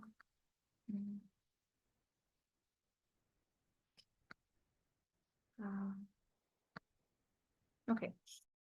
So hi everyone. I hope you've been enjoying these really inspiring sessions and these really inspiring women. I've been enjoying myself, and yeah, I'm really grateful that I was invited to talk in this session. And I hope that I can really bring something to you. And thinking about the role of young professionals in shaping our future, and how am I as a young professional shaping my future and the future of my community, and like correlating that to my work, the first thing that comes to my mind is love. The first word that comes to my mind is love, because I feel like I am so surrounded by love. And so I feel like that's what I want to pass on. As Kafilwe kindly introduced me, I've been a nurse for a year, which is like not a very long period of time. But throughout this year, I've been learning a lot and experiencing a lot of things. And so I'll be talking a little bit about what is expected of us as young people. I'll search a little bit about that, and also like through my experience. I'll talk a little bit about work environments and how I feel like nowadays they are and how they could be in my perspective. And throughout my presentation, I'll talk a little bit about my experience. And I would like to open this presentation with this quote by Sun Moon, where it says that the things we do are expressions of love, aspirations towards love, and preparations to enable us to love. And this is a quote that makes me reflect a lot about my actions towards other people and the way I am. And not everything that we do are expressions of love, right? But all those little things that we do with a lot of love, they make us more capable of feeling love, because we are not born knowing how to love. That is something that we learn how to do through interactions with our family and our friends, and the people around us. And so, yeah, that is something that more and more throughout this 1 year, as I've come to realize that it's true, that this capacity of growing love. And thinking about the expectations that the world has for young people, we see that they can vary widely. Like they can depend on cultural, social, and individual factors. But there are a lot of common themes across many societies. For example, education. We are expected to invest in our education process, in our self-development, rightfully so. We are also expected to, at some point of our lives, be responsible for ourselves, start being more and more responsible for ourselves, being more independent, and also career-wise and planning for our future. This even comes from a very, very young age. Like I have a niece that she's 12 years old. And sometimes I'm like wondering what she's gonna do. Like, is she's gonna be able to provide for herself? Is the thing that she's gonna do with her life going to have a good impact in the world? Also, we are expected to have an active role in society, to be engaged in a lot of things, to really care about the world. But on the other hand, we are also met with all these preconceptions, like hearing that young people are really lazy nowadays, or young people have no goals or aspirations, or even young people are not very interesting, or young people, like they voice themselves too loud. And amidst all of that, we also have our own expectations for ourselves, right? Sometimes I wonder myself, like, if what I'm doing, like, has a good impact in the world. And so we have to juggle with all of this, all the expectations that the world has for us, all these preconceptions that the world has for us, and our own expectations. And one of the biggest things that we have in our lives is like work. When we enter the working world, at least for me, it was like a big shock. And so when I think about work environments, what we see a lot of times is a toxic culture that often promotes behaviors such as bullying, favoritism, and lack of respect. And of course, that this will create an atmosphere where employees feel undervalued and stressed. I had this experience when I first started working, of feeling like I was undervalued or disrespected. And so, of course, that this will promote stress. And then having this an inadequate work-life balance, where we see that a lot of young people nowadays, they focus too much on work. Work is everything. They give too much of their time to work. And so they cannot invest as much time in their family or friends, or even in themselves. And of course, that this will lead to burnout. This will lead to more stress. And also, this will lead to a certain lack of support, because we might not feel supported at work. And sometimes our support could be our family and friends. But if we don't have enough time for those, then we won't feel enough support. And all of that contributes to a bad environment. And then it contributes for us not to be able to grow enough, and to give back to our community and to our societies. And so I feel like there's something that is quite simple, and that it might sound a little bit unrealistic, but that I feel like can help out in these little problems and bit by bit can solve them all. And for me, that's love.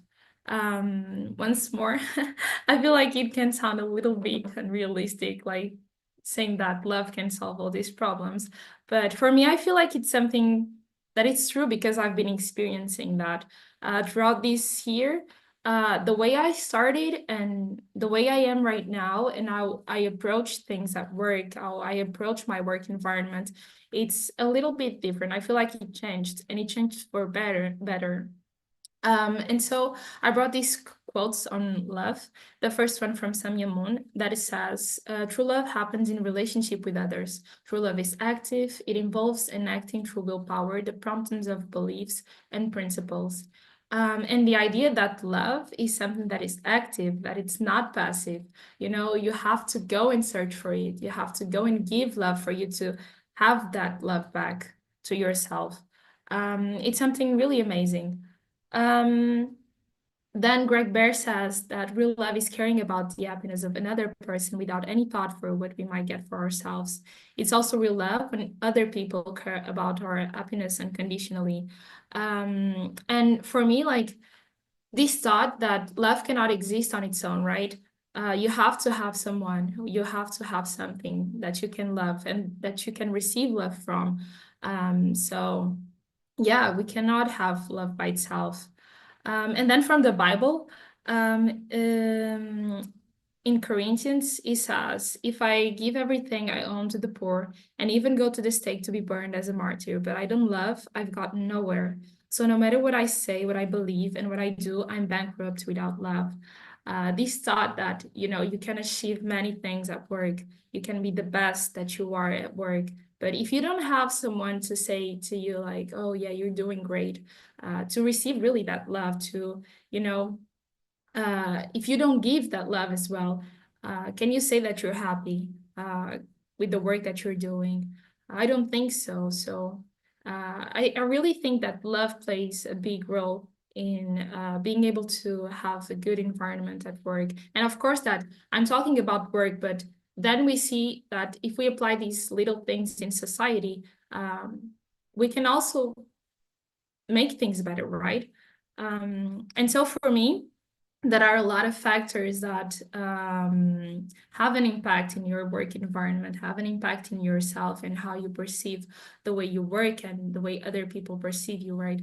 And for me, all of those correlate with work. So for example, trust and unity, I think that's a really big thing. At work, as I said, I've been working just for 1 year. So yeah, as a young nurse, there are a lot of things that I don't know. There are a lot of things that Virginia, you have 5 minutes. Thank you. Yeah, there are a lot of things that I haven't done, a lot of procedures. And so sometimes I come across things that are new to me or that I read about or that I've only done once. And so at the beginning, I would be like, I would come to an older colleague and tell him like, oh, can you help me, please? Can you do it for me? I cannot do it. But most of the times I would hear, no, I know that you can do it. I know that you're capable of it. And this trust that they had in me, they made me feel more confident in it. They made me feel like, you know, I was loved. In a way, this is like love. I could feel their love for me because they had this trust in me. And then, for example, getting feedback, even that, I feel like it's love. Even that, I feel like, you know, most of my colleagues sometimes like I would have like this like maybe not do the best way to achieve something, and they would be like, oh Erica, but you could have done this way, and of course that I would feel grateful for their insight, but sometimes like I would just retaliate, just playing like, oh, why are you always like that to me, and what they say normally is that it's because I care for you. Because I care for you, I'm helping you, I'm telling you how to do things, you know? And that is also love. And yeah, I feel like in these little things, like in your little interactions at work, you can feel a lot of love. And also like a little thing that I don't know, like it's a really a little example. But at work, we have a lot of old people at the emergency department, right? And sometimes they would ask you for simple things, such as a glass of water. But a lot of times I have a lot of things in my hands. And so giving a glass of water to an old man or a lady, it's not my priority per se. But once you take your time and just go and give that glass of water, that's a little bit of love that you're giving, right? You took your time to go and give that glass of water. And every time the amount of love that I received was 10 times better, you know, like just having a big smile from that person, or a big thank you, or even just like, oh, you're such a good nurse. For these little things, and this is such a little thing, you know. And so what I want to testify more than anything here is that once you open your heart to love, once you open your heart towards other people, you are much more able to receive love.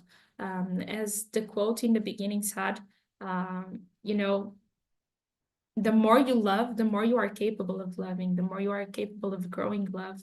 And that's what I feel right now at this point. I've only been working for 1 year, and what I feel right now is that, you know, I've received so much love, so much love. And that was because I was open to receive it. I was open to give it as well. And yeah, I think that's it. Thank you so much. Thank you very much, Erica. That was a very, very wonderful lesson on how a little bit of love can go a long way. And you also highlighted how different generations can work and support each other in the workplace. And it's what we actually do at Women Federation as well. Thank you. And now it's time for our third speaker. We have the dynamic Ms. Dilba Kadikul from the USA. Ms. Kadikul is a dedicated professional serving as an operations assistant, project assistant, medical health division assistant, and director assistant at the UN Migration International Organization for Migration, with a master's degree in international relations from Bristol University in the UK. Ms. Kadikul is deeply committed to supporting vulnerable and marginalized communities in urgent need of humanitarian aid, and as an international fellow of the Community Engagement Exchange Program sponsored by the United States government, Dilba completed her practicum with the Human Federation for World Peace in New York, where she actively contributed to their mission. Her involvement included participating in the 68th session of the Commission on the Status of Women at the United Nations headquarters, where she honed her professional and leadership skills. Currently, Ms. Kadikul is implementing various projects in Kazakhstan aimed at empowering women and girls in their community, demonstrating her dedication to making a positive impact as a true leader. Outside of her professional endeavors, she's a passionate runner who believes in the transformative power of sports to unlock individuals' limitless potential. Her multifaceted career and personal pursuits reflect her commitment to social change and community empowerment. Please welcome Ms. Kadikul to the stage. Thank you so much for such introduction. I'm honored to be here. First, let me share my screen so to be able to show my presentation.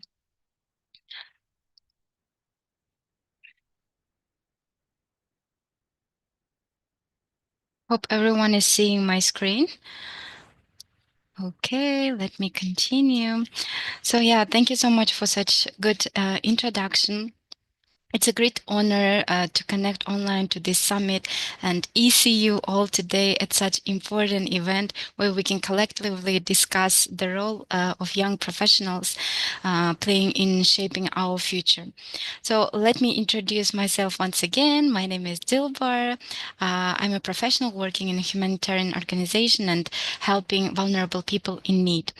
And I'm also a current alumnus of Community Engagement Exchange Program, which is sponsored by the US Department of State. Let me share shortly about the program. So to just give you background information about this program. The Community Engagement Exchange Program is a dynamic global network of innovators working with communities to address global issues of 21st century. And also it equips dedicated visionaries with the expertise, skills, and resources to develop multi-sector approaches and build healthy and engaged communities in over 100 countries. So I had a great pleasure interacting with different fellows coming from all over the world. It was a brilliant opportunity to build a network to which I'm really, really thankful. So thanks to this opportunity, earlier this year, at the beginning of this year, I had the privilege of being a fellow with the Women's Federation for World Peace USA office in New York and did my practicum in the company of wonderful, brilliant women. So during my time there, I had the incredible opportunity also to attend the 68th session of the Commission on Status of Women at the United Nations headquarters. The experience opened my eyes to the profound impact women can have in leading change globally and ignited within me a deeper commitment to empowering women. Moreover, I took part in different WFWP USA office projects and deepened my knowledge and improved my professional skills. So upon my return, it is actually one requirement of the program. Fellows had to implement community-based projects. So once I returned, I sought to bring the same passion and energy to my home community by implementing several projects focused on women's empowerment. So in the next slide, so I already introduced myself. This is the CEE program, exchange program. As you are seeing here in these photos, we had really good opportunity to interact, to connect to the fellows coming from all over the world. And here I just put some pictures of me working with Women's Federation for World Peace in New York. We've done different projects. I attended actually, as you see the picture right in the center, this is the my happiest moment because I really was dreaming about, just seeing the General Assembly Hall. So WFWP helped me to make my dreams come true, to which I'm really, really thankful. So yeah, this was unforgettable experience. And once I came back to my country, I was focusing on implementing several projects to empower women in my community. As you see here, I focused on three main projects that I wanted to implement. The first one is the career workshop for women in a small rural village at the factory. They produce medical and fruit products, but they don't have opportunity to attend various workshops, seminars, because they are far away from the city center. The village is very small. The only thing that they can afford themselves is just going to work and coming back to their homes. So I really wanted to focus on women working on rural area and to provide this opportunity to get some inspirational speech and also to learn more about setting goals. So yeah, that was the first event that I implemented. The second one is empowerment session. As you see here, empowerment sessions. These sessions we've hosted at the American Space with the support of the U.S. General Consulate in Almaty. So I will explain you in details about every project later. I'm just giving you an overview of the projects that I have implemented. So the third one is the relay race for women in my running team.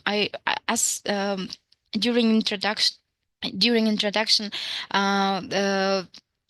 it was said that I'm a passionate runner, so I really want to connect sport with empowerment of women. So that is the one thing that I also do, combining sport. I will tell you more about it in my next slides. So now let me turn to each project and give you details about each project. So the first one is a career workshop for women in rural area. I had a great opportunity to invite my supervisor from Women's Federation for World Peace USA office, Katerina Connery. She is a vice president of the WFWP USA office. She provided her support. She traveled all the way from the US. She took long flight and supported my project by also, delivering powerful speeches to the audience. So it was one of the key initiatives I worked on.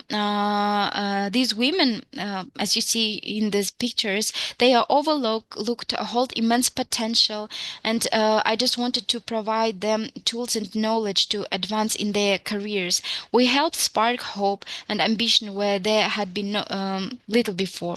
We saw tangible shift in their mindsets of these women.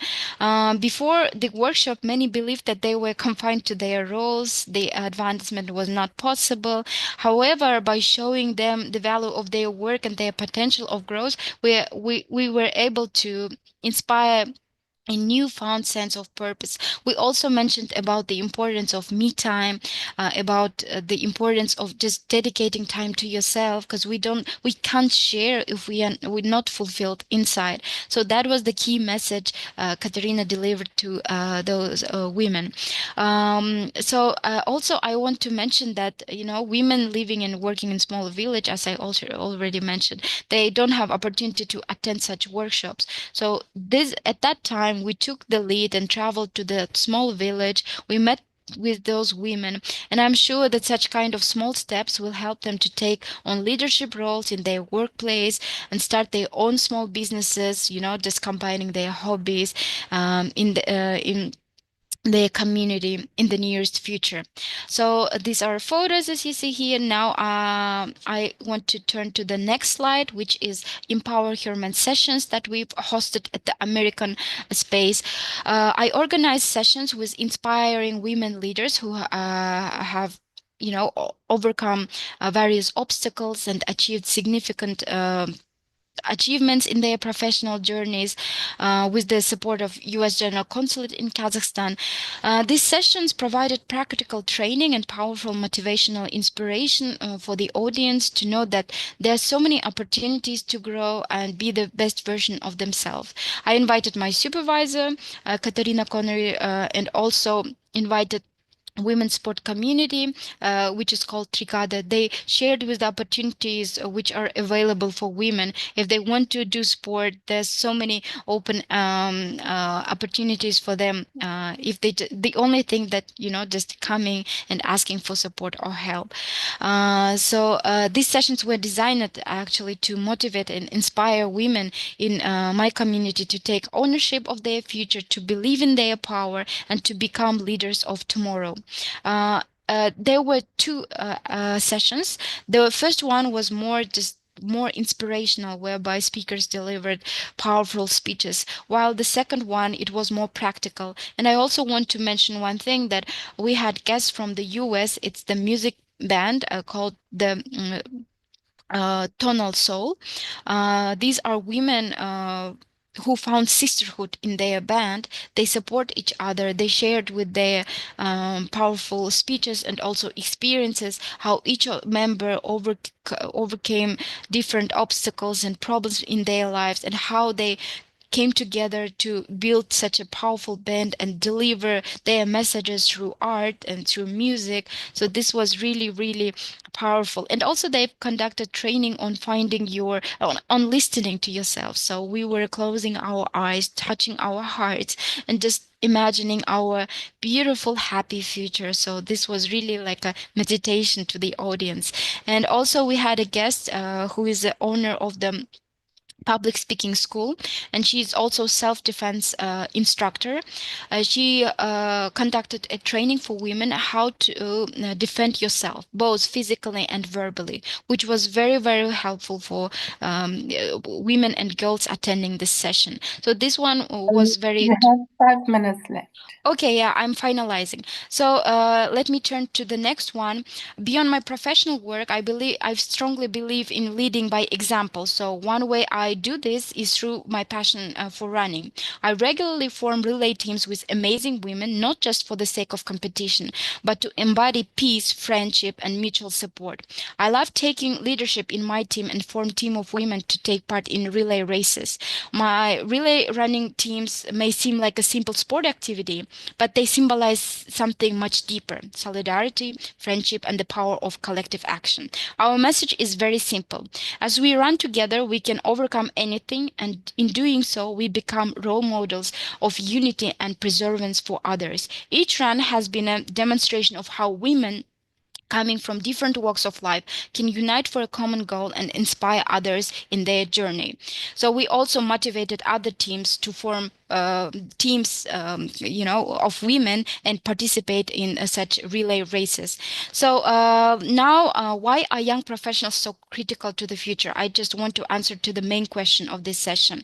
We are the generation that is not only witnessing change, but is actively driving it. We bring fresh perspectives, adaptability, and innovative thinking. As young professionals, we understand the interconnectedness of global issues, whether they be social, environmental, or economic. More importantly, we are not bound by the traditional ways of doing things. We are bold enough to challenge the status quo and creative enough to reimagine what is possible. We leverage our networks, our skills, and our energy to drive progress in ways that are sustainable, inclusive, and impactful. As I conclude, I want to leave you with one message, which is in my next slide. Let us all continue to live by our words. We must embody the values we speak of and take action to uplift others. By staying true to ourselves and our principles, we will build a future that is more equitable, more just, and more hopeful for everyone. So thank you everyone for your attention. Now I'm ending my speech and presentation. Thank you so much. Thank you very, very much for inspiring us and showing us that through hard work and love for your work, you can inspire anybody, be it in a small village in Kazakhstan or in a big city in the USA. So, ladies and gentlemen, that was our last speaker for the Young Professionals panel. And a big thank you to all our speakers for their outstanding presentations. It's really inspiring to connect and learn from one another across diverse fields. The passion of our youth to make the world a safer place and better place with their creative ideas is invigorating. And we will now transition into our breakout sessions, allowing for a deeper engagement with each speaker. This interactive format will facilitate networking and give you the opportunity to ask questions and explore ideas in greater detail. Participants can choose from 3 groups and are encouraged to move between sessions during the 10-minute window. We hope you seize this chance to forge connections that could lead to collaborative partnerships and projects aligned with our shared vision for climate action. So you can click on breakout rooms in your meeting controls to view the available sessions and hover over the number beside the desired break room, click join and confirm your selection. And feel free to repeat this process to explore additional rooms or click leave room to return to the main session. Please note that participants not joining via the desktop or mobile app will be unable to self-select breakout rooms. The breakout rooms are now open. Enjoy this valuable opportunity and we'll meet in 10 minutes.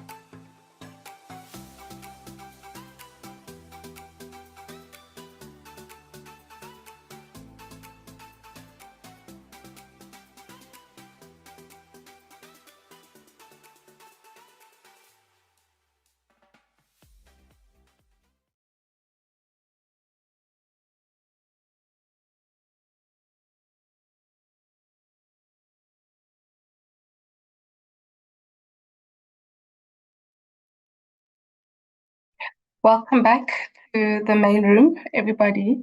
And I hope that you found the networking sessions enriching and engaging. I thoroughly enjoyed it. And once again, I would like to extend my heartfelt thanks to all our presenters and participants for creating this incredible networking platform. Together, we're fostering a culture that supports and empowers youth to confidently raise their voices, as we've heard today. And as the leader of the Women's Federations for World Peace International Young Professionals team, I invite all of you to join us in continuing this momentum. Our team meets biannually every third Wednesday at 12 p.m. GMT, and we're eager to have you on board as we work to amplify the voices of young people worldwide. For more information, please see the email at ihq@wfwp.org. Tomorrow marks the final day of our Global Vision Summit, and we invite you to our third session titled Empowering Women for a Sustainable Future. This session will highlight the essential role of women in environmental conservation and leadership. We'll also have a closing ceremony where we'll present the summit agreement, including all of our collective call to action based on today's discussions. And we look forward to your participation as we strive for global synergy. And now I would like to conclude today's session. Thank you all for being here. It has been a pleasure to moderate this event. I too feel empowered, I feel energized, and I'm ready to start taking action today. I will see you tomorrow.